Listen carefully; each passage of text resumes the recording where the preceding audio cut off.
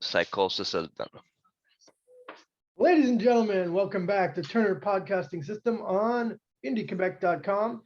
It's the Prez back once again with my co-host, the WCW expert, the Stinger. Stinger, how's it going, man? Pretty good. The summer's coming. As you know, we're in Montreal. It's pretty humid, but Oh yeah. nice time ahead of us. It's going to be quite warm. Summer's coming. The Great American Bash is coming. SummerSlam. SummerSlam, Oh. Bash at the Beach, Wild. Yes, sir. Yeah. WCW. We're getting back into it. We're gonna review the Nitro from 4/6/98. So April 6th, 98, from Miami, Florida, in the Miami Arena. And yeah, it's here we're in that still in that spring vibe, still building up the spring stampede. Yeah. And we start out the show. I think this episode, because the one thing WCW had that was really cool that no other wrestling company has had this much freedom before, because Ted Turner actually owned the company. A lot of the times WCW would finish after after 11. So if Raw went off the air at 11, WCW would go off the air at like 11:15. It was overrun, what they call it, because they owned the network. They could delay the second show, you know? Oh yes, yeah. That was actually a big trend for WCW at that time. So they were pretty slick, and I think they've also even spoiled. Remember, they used to read out the reviews of some shows as well. Yeah, and because Raw wasn't always live. Nitro was live every week. Raw, they would tape. It was like a TV taping, and then they'd tape 2 Raws in a row. So the second Raw, it was easy to find the results online. Absolutely. So they would give away the results sometimes, often actually. But that backfired on them sometime, and we'll have an episode on that. It really when backfired. Mick Foley wins the title, and you know what? That's actually very soon. Like, it's gonna happen. Yeah, soon. it's around this. Like, it's exactly. It's in the next couple of weeks or months, like after this exact episode that we're gonna film. And that shot them in the foot. What I think happened here is they did not an overrun, but they started the show early. It's hard to tell from watching it back now, but the way that it starts, you have the first segment, then you have a match, and then it's the start of Nitro. Then you see the intro, basically the start. Plus also the theme song, the logo, and everything. Yeah. Also, don't forget the first segment that we'll get to with Macho Man. It was really light during the it was really daytime. It looks like it's super daytime. Of the day. It looks like in the middle of the day, whereas probably later, I don't know if there's segments where we saw outside, but they probably did logically, like you said, start it earlier. Yeah, exactly. So it seems like because they had a lot of freedom with their schedule. They could start earlier, they could end later. So I think they might have started earlier this episode so that WWF or all wrestling fans, they start watching it and then they're like, oh, it's already on. Okay, we're going to turn it on. Keep watching throughout the whole night and not watch Raw. I think first segment, it starts off in a cool way because we normally don't see the show start off this way. It starts off no music. We're not even in the arena. It's just a cameraman outside filming Macho Man who's on the ground. And you hear the commentators like, oh my God, what happened to Macho Man? So they're opening it up. A car speeds off. You have Vincent, like telling the cameraman, like, there's nothing to see here. And, he's pushing them off and everyone's like, oh man. And you can see that Macho was injured. The red car spins off. Exactly. It's like a Corvette. It was a Corvette-ish, and Macho Man's left really injured. You also have, I think, Miss Elizabeth. She's there. She's like all worried about him, stressing and stuff. And so we know it's going to open up to Macho Man getting attacked now physically. before the show. So it's probably going to be one of those guests, or we're going to reveal what's like happening. who It's going to did build up something. Yeah. And again, don't forget, guys, this is the beginning of, the NWO Wolfpack era. Yeah, Really, I think we're we're 1 very inch close. away. Yeah, we're Like like every 2 hairs away. episode, they're taking a little step closer to the Wolfpack being. It's funny, the main event as well. The 2 players in the main event are probably going to be Wolfpack members as well. Yeah, exactly. So it was a good show. Definitely, let's hit this off. I think so we had Larry Zbyszko, we had Tony Schiavone, Mike and Mike Tenay. Classic lineup for commentator. Every time, man, I hear these 3, it's like, not I'm relieved, but it's just so classic. They're good. Bro. They're all 3 of them. They take it seriously. Amazing, absolutely, and they're great. A lot of technical knowledge, and they're just they're icons when it comes to WCW commentating. So. Yeah, and the WCW, they always had like the 3 commentators. Where at the time WWF, they would always normally stick to 2. Now WWF have gone to 3 as well. Yeah. But yeah, that was always like a little difference, you could tell. So then once we see that segment, we don't get the Nitro intro right away. They go right to a match, which feels like this was like a dark match. It feels like the Macho Man segment, it's like a live news thing. Like, we're turning off like whatever show was playing, like Friends. Yeah. And like, you got to see what happened to Macho Man. And now we're already in the broadcast, so let's see what's in the arena now. Yeah. So it's a 3 versus 3. Pretty cool. Mexico versus Japan, basically. El Dandy, Psychosis, and La Parca taking on Tokyo Magnum, Judo Sua, Nova Naga, and Sua. And one of the guys, Nova Naga, he still wrestles now. His name is Sema. He actually wrestled in AEW. Like, oh yeah, absolutely, Sema. Yeah, exactly. Yeah, he was there at launch for sure. Exactly. So don't forget, these guys are prospects for Japan at the era. So it's cool to see all your they're like luchadores. Yeah, they were again. So it was cool, and I love that from WCW, always mixing in that international wrestling, bro. It was just so good. It was really a trademark that WWE at the time could not get right. That's it. WWE, they're like, we're bringing in Taka Michinoku. Come on. He's going to be your only guy for like 2 years. And then we'll put him in Kaientai. I chop your wee-wee. Remember that segment with Val Venus? Choppy with the fucking katana. The big John Bowski. But yeah, amazing. So like you said, doesn't cut to the logo. It starts off with this action-packed 3-on-3. Yeah. It's a really action-packed for sure. The Mexican team ends up picking up the win. And it's pretty cool. Afterwards, La Parca lays out Psychosis, who, like, I kind of remember that, like, very vaguely, like, Psychosis and La Parca teaming together a lot at one point. Yeah. And then, like, I guess, I don't know, I guess Psychosis turns face here. I kind of remember him being face a bit, but I more remember him heel. Psychosis, yeah. No, he turns face, I think, when he loses the mask.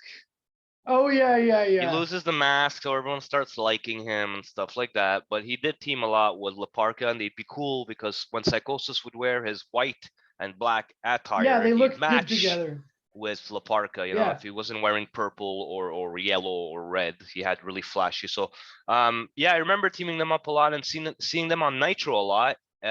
More than like Thunder. Like, they used to give these guys Nitro time, bro.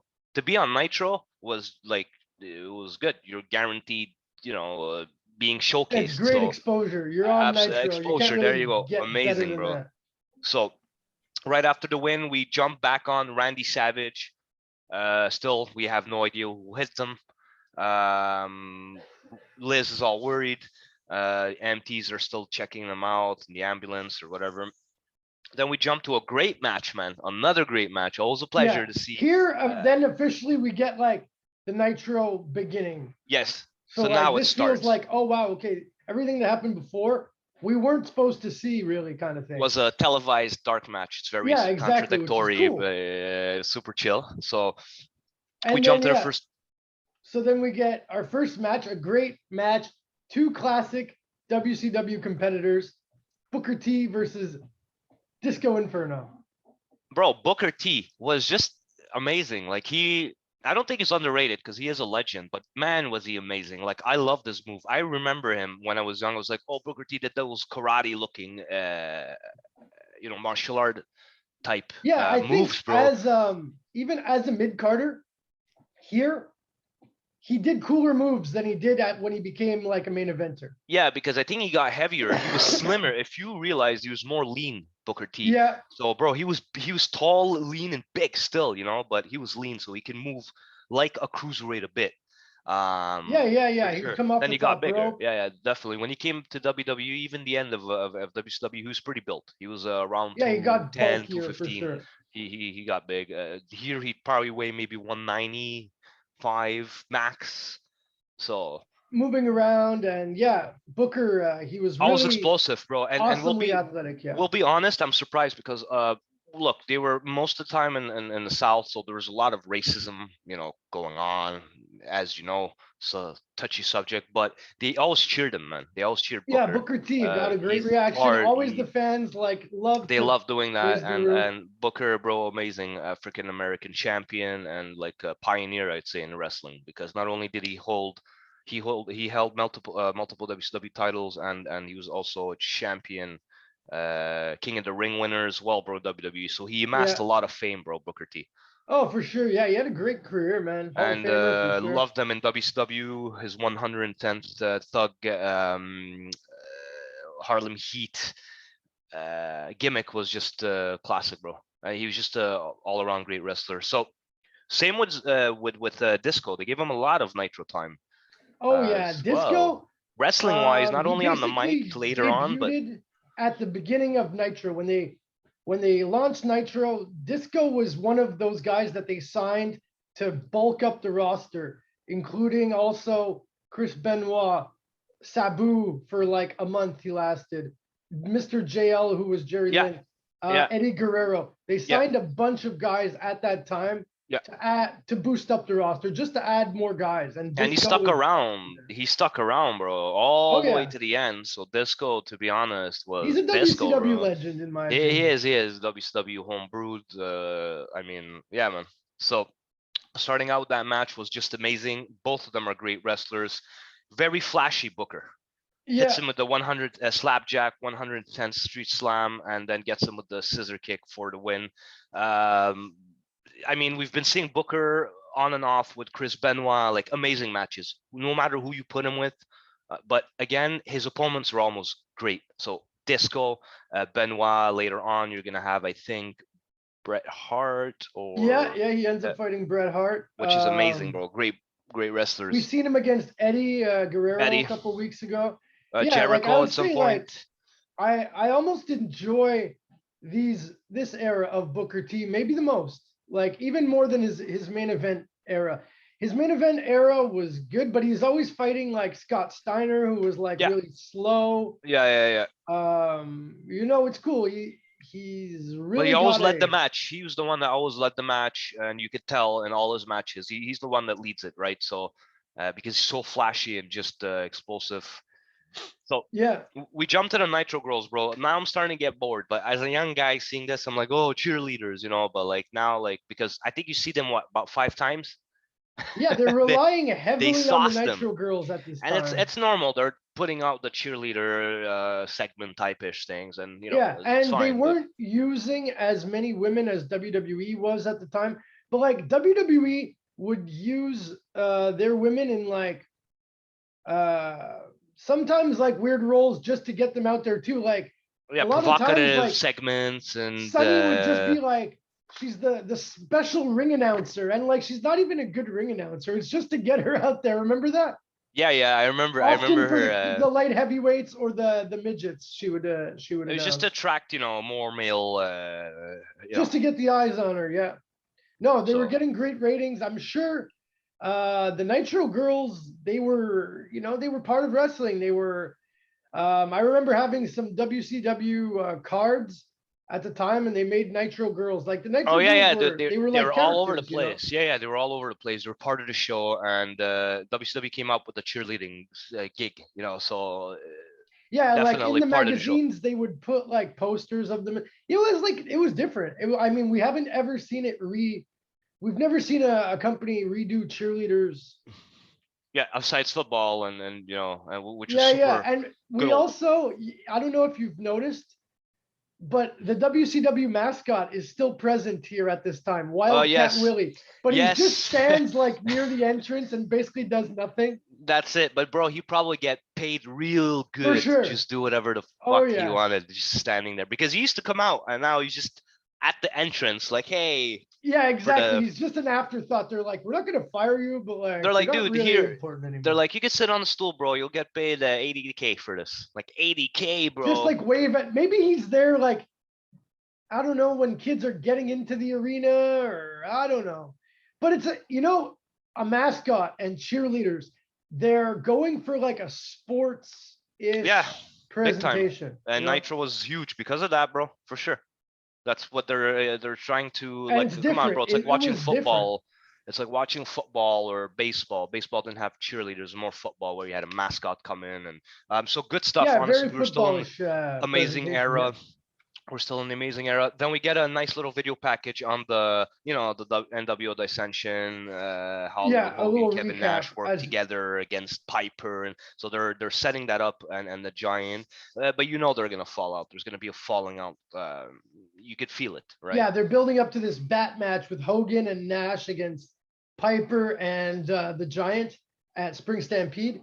Yeah, And yeah, I kind of have a feeling that that might really be where we see the um the wolf pack yeah, really for form. sure. So we jump to Um Billy Kidman and Lenny Lane. I mean, Billy Kidman was starting to get his. He was starting to rise here. We're starting to yeah, see him a lot. Definitely had his grungy heroin addict gimmick. So he'd come out scratching all the time, all greasy, and the commentators will always be like, "Hey, we could smell him from here. Why don't you should take a shower." yeah, Larry Zabisco seems particularly Larry's disgusted by him. Larry Zabisco is a horror at boomer, bro, at heart. Oh yeah, oh So he's definitely. like, Looks like he plays a lot of golf. he's like exactly. So it's funny because they put like they throw in Lenny Lane and Lottie and other guys like jobbers in there, right? But it to us, I didn't see it as jobbing because I knew who both were. There's So it was still fun to see. characters, yeah, this was like a lower level cruiserweight kind of match. Like Kidman at the time, like you were saying, they're only building his character now. It's funny looking back, like even like Booker T in the preceding match, we think of him like it's Booker T, like he's like this big star. But at the time, Booker T could have easily lost to Disco Inferno in that match.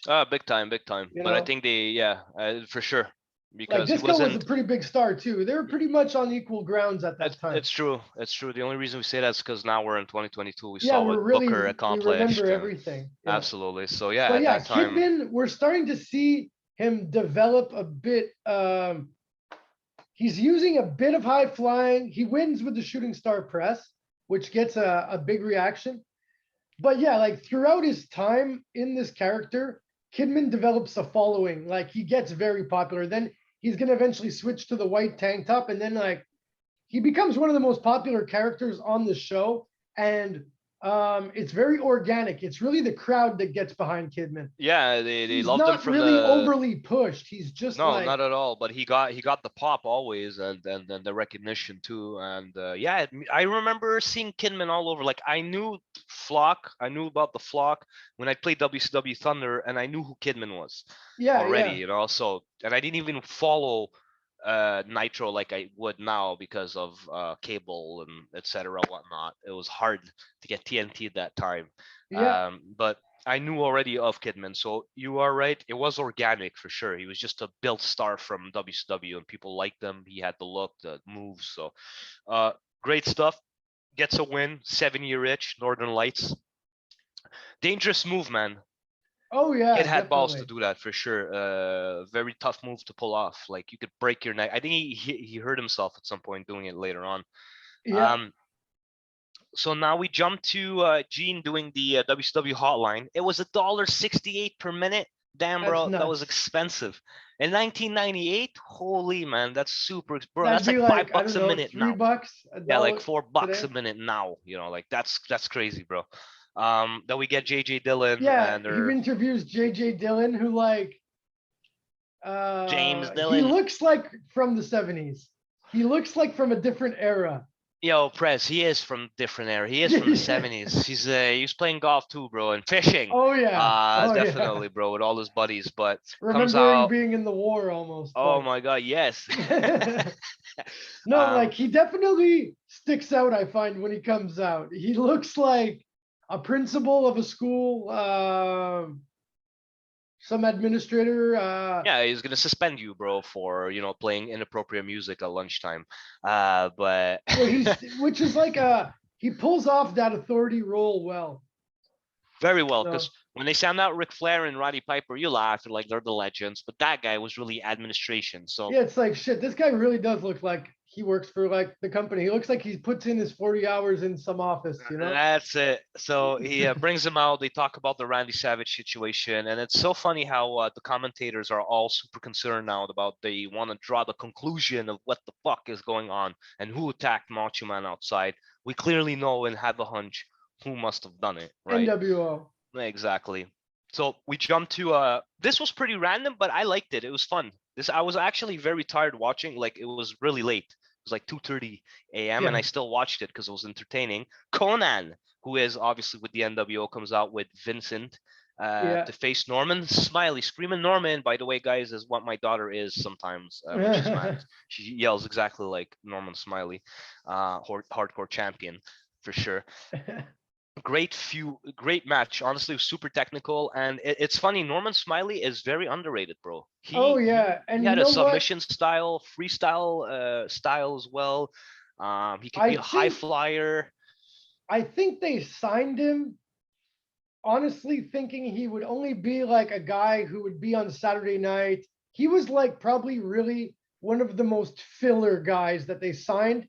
I think they had no expectations for him, but the crowd got Liked really him, yeah. behind So he Norman did Smiley. well, yeah, and they kept him, bro, because he went from Nitro to Thunder. Like, yeah, you're right. I've seen him a lot I of didn't times on You Saturday night, wouldn't but think in a million years that this guy would have held a title. and he held a hardcore title, bro. 2000 was his year, Oh yeah. in WCW, bro. So he got pushed pretty well, and yeah, he did have a natural, organic fan base, as you'd say, because people were, that's what I liked about the crowd in WCW. If they liked you, and they would Yeah, cheer yeah, for you yeah. without being marketed everywhere. And if they hated you, bro, good luck, because they would throw, you know, uh, Garbage, literally like a full beer at your like head. at the end, or I Tonight, think in yeah, the of this event, exactly, episode. which was super WCW to do. WWE was more like corporate, like, no, Yeah, if they you never throw a throw can in garbage there, we're really gonna in beat you WWE. up and you're going to jail, type thing. But um, great match, man. Honestly, Conan, great talent. I think Yeah, Conan they're picks. both. It was like a pretty technical style match.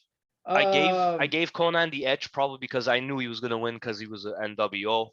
Yeah, yeah. Like we But were saying, Norman Smiley, like he took a while to like build up, but like people started to like him. He had a little something different, like a British black dude. You don't see that every day in wrestling.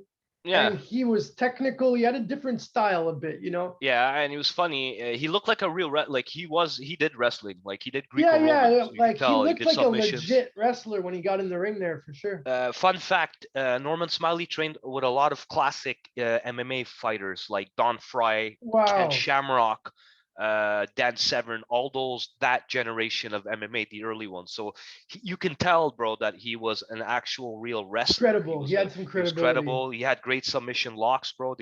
So Norman Smiley is not to be looked down on, bro, for sure. No, for sure. He's a kind of a forgotten treasure from the Yeah, past.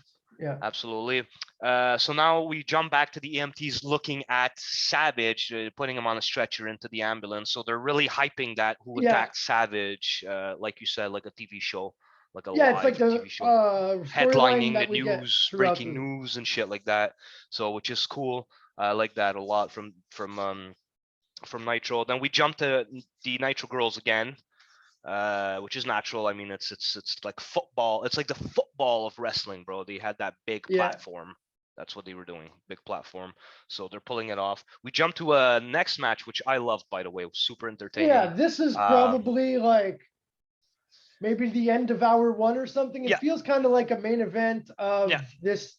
It always felt like a main event, bro. It was always layered, these Nitros. It's like almost you had part 1, 2, and 3, and you had like a main event for each part, and then commentators would switch. So they were throwing a lot of content, mixing it in, which was keeping you always like, oh shit. And it keep you interested, because for 3 hours, I mean, look, if you watch Raw today, it's hard to watch ultimately, the whole thing. Ultimately, Prez, this is how they killed WCW, between me and you, because they threw out so much that at the end they ran out of content. Yeah, exactly. Yeah. They could have stretched this out and done mega. Like AEW right now is doing a superb job of doing that, bro. They have such a full, robust roster that they're like picking a bit, working on something, picking a bit. But I mean, it's a 98, they don't give bro. us like crazy main events every week on Dynamite. They save it. But also, don't forget, this is live TV, so you had to do or die. Like you had to throw you're that going head to head with Raw, bro. So I understand them at the same time. You had no choice but to do this. Oh, but they were getting like the biggest ratings out of like any wrestling show ever. So like it's hard to argue. So yeah, DDP versus Buff. Buff comes out a new mustache. Title. Yes, sir. He comes out with his new mustache, and he's his little like thin kind of goatee thing he had going on. He was such a hateable heel. He was good at being a heel, man. Buff Bagwell was he had the look, and he was probably girls thought he was hot. He was super obnoxious. He's one of those douchebags at a party. He probably fight you. You just want to, but he was so jacked. He's a class. You remember Just Friends? Class 95. So this guy's probably the same as like class of Georgia, like he was a douchebag for sure. So one funny thing about this, well, it's not a funny thing, but interesting fact about this match. Buff Bagwell recently moved in to DDP's house to get some help with some personal issues. Yes. So here they are wrestling each other, and now today DDP's helping out Buff. Absolutely, it's funny, eh? What a coincidence! And little trivial fact here: he was gonna fight Butterbean at some point. He probably would have got the shit kicked out of him. Dude, DDP stopped him for his own good because he made a remark about his career, about Buff's career, and anyways, let's just say good thing he didn't fight Butterbean, because what happened? Bart Gunn, Johnny Knoxville. Never ends well when you box. No, Butterbean. His neck is too thick. You can't knock the guy out. His chin, you can't hit his chin. His chin is not there, bro.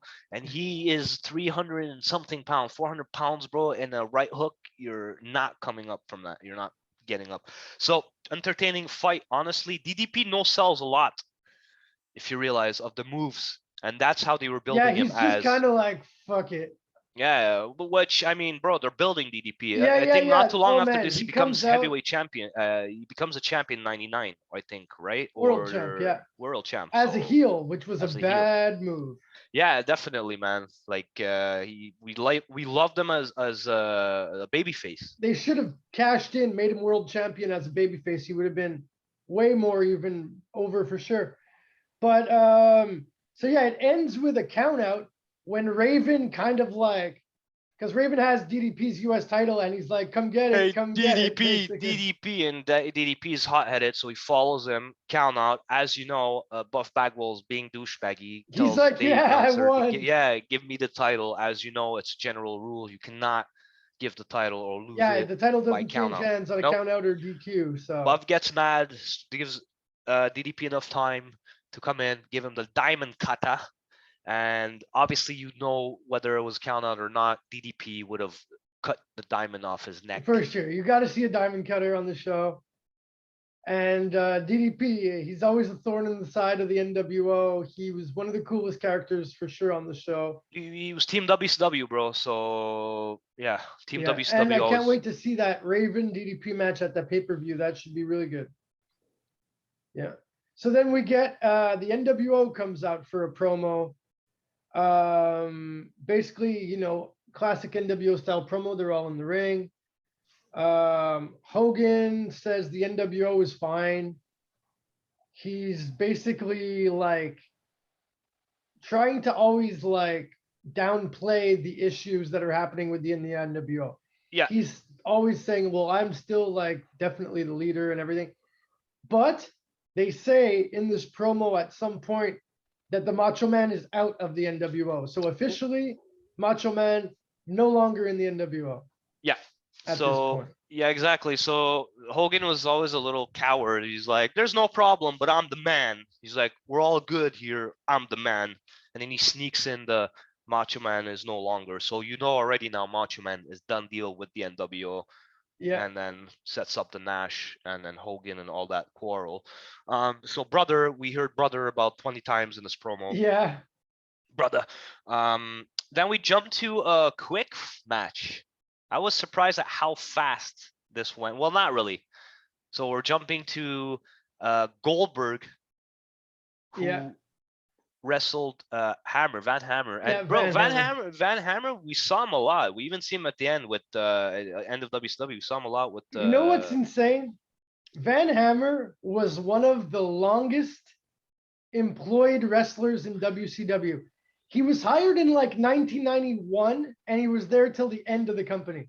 Dude, yes, because I saw him in all out of '92 footage and the awful '93, beginning of like '94 as well with Ric Flair and Hogan, and '95 when Nitro launched. He was on a lot of them, '96, '97, and yeah, here we are still. And dude, you see him again in '99 and then 2000. So he was, bro. What I don't know what kind of contract he had, but I like Van Hammer. He was a big good wrestler. I've seen honestly some pretty good matches of his. Then I've seen some where I was like, I don't know about this guy, but he was big.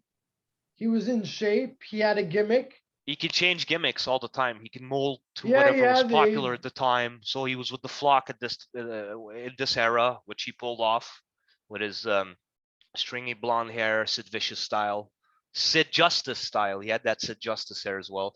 Yeah, it feels like this would have been an era where they could have easily fired him, but they're like, we're going to keep Van Hammer and put him in the Flock. That's it.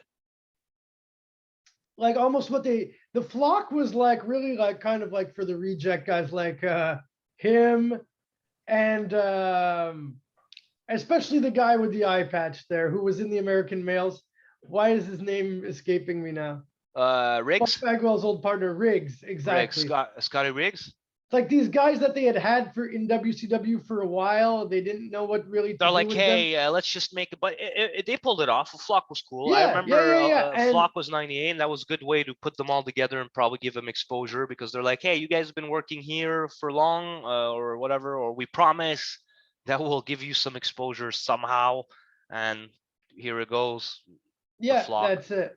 So Goldberg runs through Van Hammer. Decimates him. Yeah.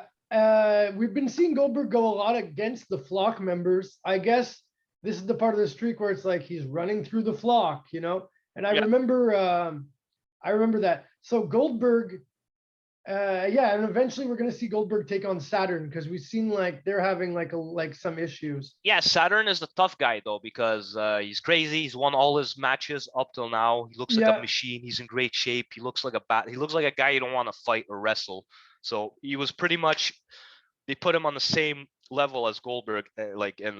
Yeah, it was like debatable maybe pretty much if he comes out, bro. He gets crazy. He gives Hammer the Saturn rings because he's mad, and then he pushes Billy Kidman. Did you see how he pushed him? Like gave him a real good shove, and Billy Kidman's like, fuck this, I'm coming out the ring. Like Saturn probably crazy. Actually Saturn a legit insane, like he's so jacked compared to Kidman. Shoot interviews, bro, man. He said that he spent a lot of his WCW money on drugs, bro. Yeah.